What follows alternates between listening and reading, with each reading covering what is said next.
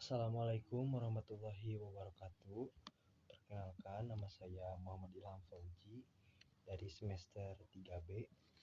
Di sini saya akan mereview mengenai matkul hukum pidana lanjutan dalam konteks bab keempat mengenai pengulangan tindak pidana atau residip. Residip sendiri merupakan seseorang yang melakukan tindak pidana dan telah dijatuhi hukuman pidana dengan suatu putusan atau vonis dari hakim yang telah mempunyai kekuatan hukum tetap, kemudian melakukan lagi suatu tindak pidana. Jadi hampir sama dengan concursus realis, yaitu melakukan lebih dari satu tindak pidana. Perbedaannya adalah dalam residip telah ada putusan atau vonis hakim yang mempunyai kekuatan hukum yang tetap yang berupa pemidanaan terhadap tindak pidana sebelumnya. Sedangkan dalam concursus belum ada putusan atau vonis dari hakim. Lanjut ke pembagian pengulangan atau residip. Yang pertama ada residip umum atau allgemeine Stelsel-Residip, yang merupakan semua pengulangan terhadap jenis tindak pidana apapun dan dilakukan dalam waktu kapan saja. Pengulangan merupakan alasan pemberatan, jadi tidak disyaratkan jenis tindak pidana yang dilakukan maupun tenggang waktu pengulangannya. Yang kedua, residip khusus atau Speciale Stelsel-Residif.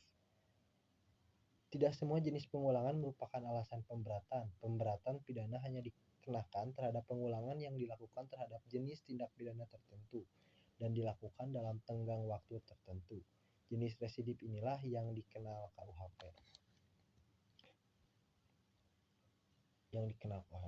Residip menurut KUHP sendiri merupakan pengulangan yang tidak diatur secara umum dalam buku 1 KUHP tentang ketentuan umum, tetapi secara khusus untuk tindak pidana tertentu diatur dalam buku kedua dan buku ketiga KUHP.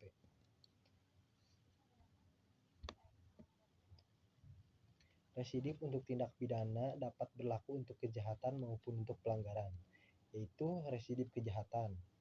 Residip kejahatan tertentu sejenis diatur secara tersebar di dalam buku kedua KUHP, yaitu di dalam pasal 137 ayat 2, 144 ayat 2, 155 ayat 2, 157 ayat 2, 161 ayat 2, 163 ayat 2, 208 ayat 2, 216 ayat 3, 303 bis ayat 2, 321 ayat 2, dan 393 ayat 2. Ada juga syarat-syarat residip adalah yang pertama, kejahatan yang diulang harus sama atau sejenis dengan kejahatan terdahulu. Yang kedua, antara kejahatan yang terdahulu dan kejahatan yang diulangi harus sudah ada keputusan hakim yang berupa pemidanaan yang mempunyai kekuatan hukum yang pasti dan tetap. Yang ketiga, pelaku kejahatan dalam menjalankan kejahatannya harus merupakan pencaharian atau khusus untuk pasal 216, 303 bis, dan 393. Syarat itu tidak ada. Yang keempat, pengulangannya dilakukan dalam tenggang waktu tertentu yang disebutkan untuk pasal-pasal. Yang pertama 2 tahun sejak adanya keputusan hakim yang pasti atau tetap di dalam pasal 137, 144, 208, 216, 303 bis, dan 321 KUHP. Kemudian yang kedua, 5 tahun sejak adanya keputusan hakim yang pasti atau tetap. Perlu diketahui bahwasannya tidak mungkin ada residip apabila keputusan hakim tidak berupa pemidanaan, melainkan vijafrak atau pembebasan dari segala tuntutan.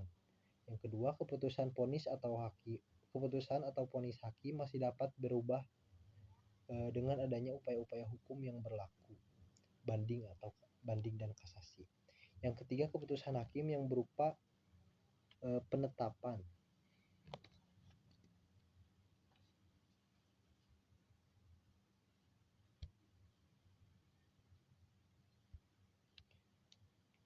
Mengenai pengenaan pemberatan pidana untuk residip kejahatan sejenis ini berbeda-beda, yaitu dapat diberikan pidana tambahan pidana pidananya dapat ditambah sepertiga, pidana dapat ditambah dilipat 2 kali,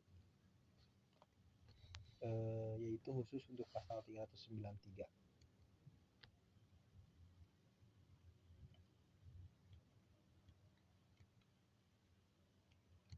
Yang kedua ada residiv pelanggaran yang diatur di dalam buku 3 KUHP, yaitu ada 14 jenis pelanggaran yang merupakan alasan pemberatan.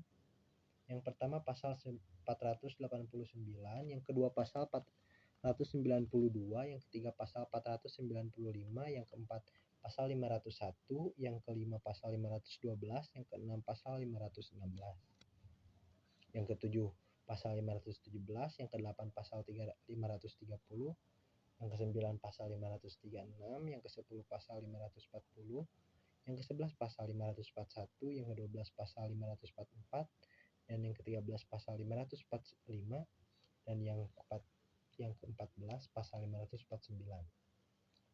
Syarat-syarat residiv pelanggaran. Yang pertama, pelanggaran yang dilakukan harus sama atau sejenis dengan pelanggaran terdahulu. Yang kedua, harus ada putusan hakim yang berupa pemidanaan yang telah mempunyai kekuatan hukum tetap untuk pelanggaran yang terdahulu. Yang ketiga, tenggang waktu pengulangannya belum lewat 1 atau 2 tahun sejak adanya putusan pemidanaan yang telah mempunyai kekuatan hukum yang tetap.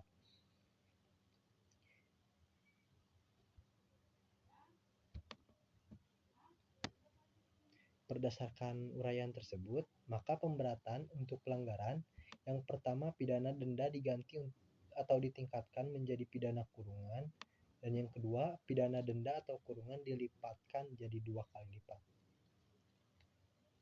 Ada pula residiv di luar KUHP, residiv kejahatan yang terdapat dalam beberapa tindak pidana khusus seperti narkotika dan lain-lain.